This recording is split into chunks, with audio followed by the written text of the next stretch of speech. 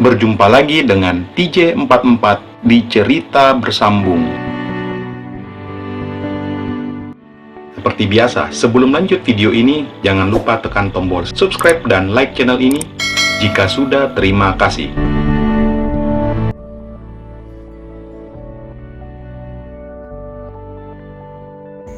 Aku berusaha menepis pikiran-pikiran aneh dalam otakku ini, apalagi setelah kejadian tadi bersama Rita, iparku yang kedua.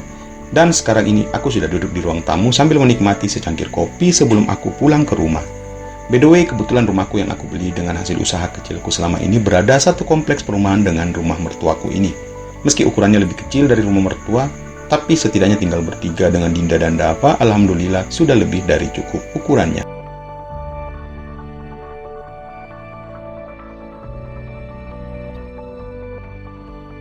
Nah, selama Dinda ngidam anak kedua kami ini, dia memutuskan untuk menginap di rumah ini dan membiarkanku tidur sendiri di rumah. Hahaha, sengsara hidupmu Kisanak.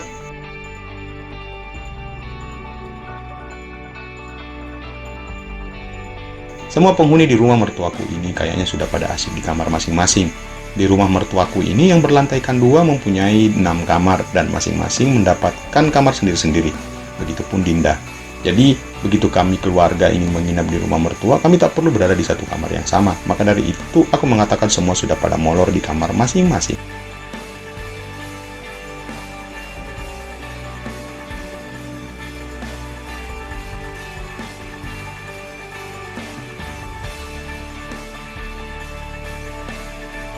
Dinda dan Dava juga 10 menit yang lalu udah tidur.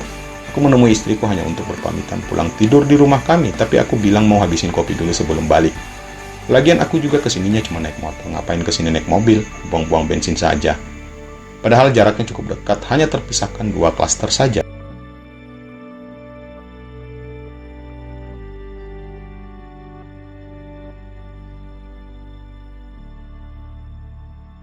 Dan kalian tahu, alasan aku pulang ke rumah, selain aku memang orang yang gak nyaman menginap di rumah yang bukan rumah sendiri, Dinda emang lagi ngidam, gak pengen dekat-dekat aku serta mencium aroma tubuhku. Bisa jackpot dianya.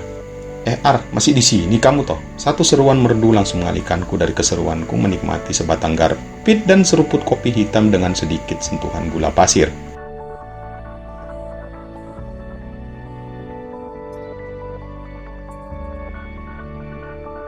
Ternyata Mira, iparku yang pertama tiba-tiba keluar dari rumah.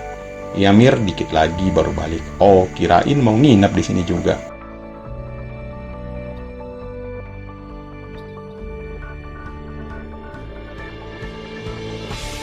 Maunya sih, tapi nggak dibolehin sama Dinda. Ujarku meski ia juga tahu info ini kok. By the way, kok belum tidur?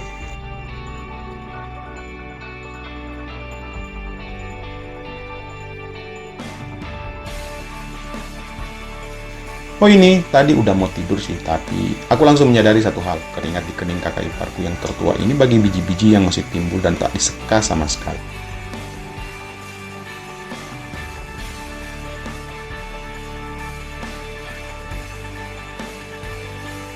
Itu keringat yang jika kutebak karena habis melakukan sesuatu. Ada 2 hal, yaitu pertama lagi nahan hair, kedua habis ngelakuin perbuatan cangkul-mencangkul di kamarnya.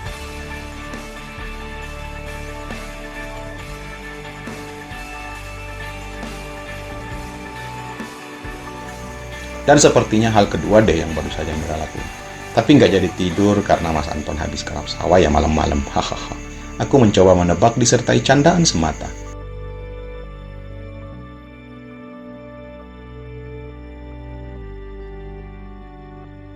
Sumpah, aku nggak ada niat macam-macam sama Mira karena dia emang wanita yang betul-betul alim dari keempat bersaudara. Apalagi dia udah berstatus ibu haji. Udah 2 kali naik haji bareng suaminya. Apaan sih? Jangan ngomong gitu, tabu tahu Ar. Ujarnya menegurku. Ups, maaf keceplosan Umi.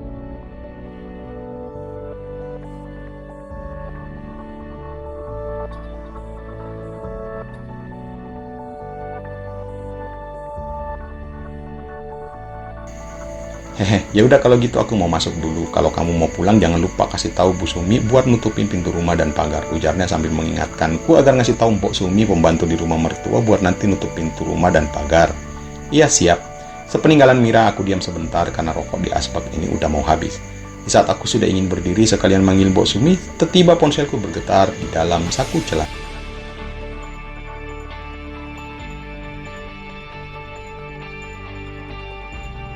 Aku memang lebih suka menyetel HP-ku dengan getar saja. Nada dering termasuk hal yang norak menurutku persepsiku. Ada pesan WA.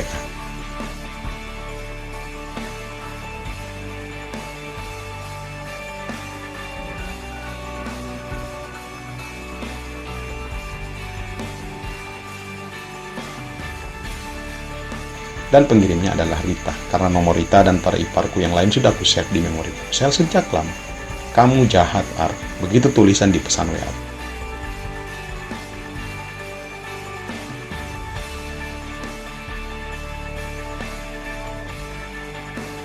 Dan satu hal lagi yang bikin aku terdiam, dia tak memanggilku embel-embel Kak seperti biasanya.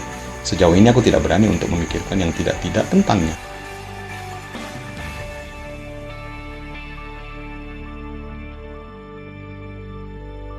Dan pada akhirnya aku membalas pesannya itu dengan sedikit canda. What? Hello? Ada apa, Bu? Agak lama aku menunggu sampai HP-ku bergetar kembali.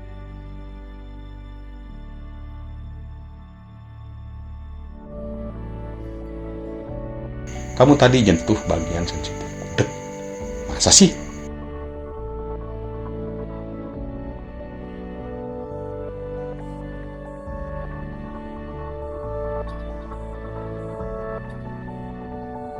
Setauku tangan kananku memang memegang betis kirinya dan tangan kiriku memegang telapaknya. Aku duduk bersila, jadi bagian mana tubuhku yang menyentuhnya?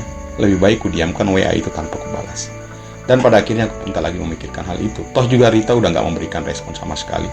Baru saja aku menghidupkan motor metikku, tiba-tiba Rita muncul di pintu.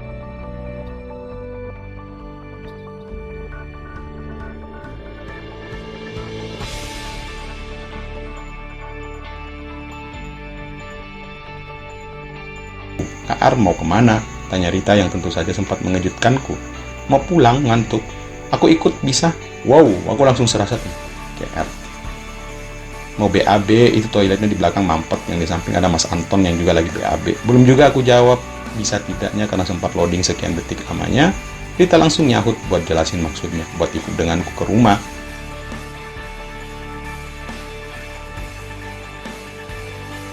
Dia mau BAB toh. Aku kira ada apa. Ya udah, ayo tungguin, aku pakai jilbab dulu.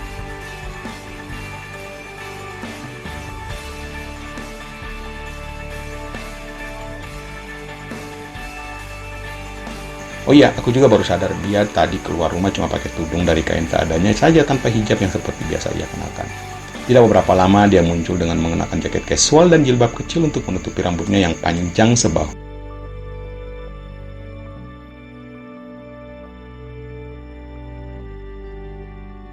Iparku ini bukan orang yang terlalu ketat menerapkan aturan keyakinannya sehingga dia mengenakan jilbab hanya untuk bepergian saja. Kami tiba di rumahku, baru saja membuka kunci rumah, Rita langsung nyelonong ke toilet. Mungkin sudah sangat kebelet, sekitar 5 menit kemudian dia sudah selesai menunaikan hajatnya, aku sudah menyiapkan teh hangat di meja. Kami duduk terdiam dalam lamunan masing-masing.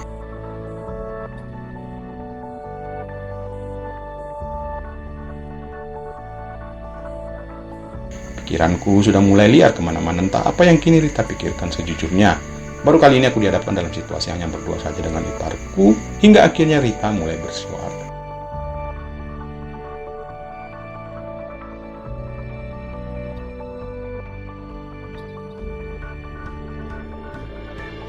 Tadi kamu pegang betisku, itu sensitif.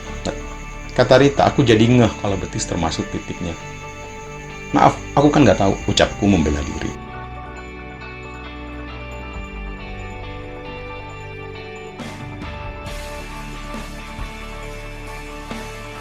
Tapi kalau udah begini kan repot, mana papanya Fakih udah tidur lagi. Rita sewot, kami kembali terdiam dalam diam kami yang entah berapa lama itu aku serasa mendengar dengusan nafasnya yang berat.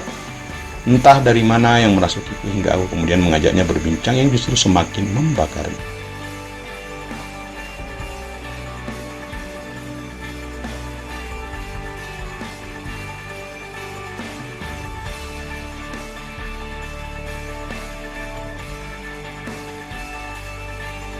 Terus kalau papanya Fakih udah tidur biasanya ngapain biar tuntas? Tanyaku mencoba memancingnya. Ya ditungguin, kalau udah bangun baru ditagih.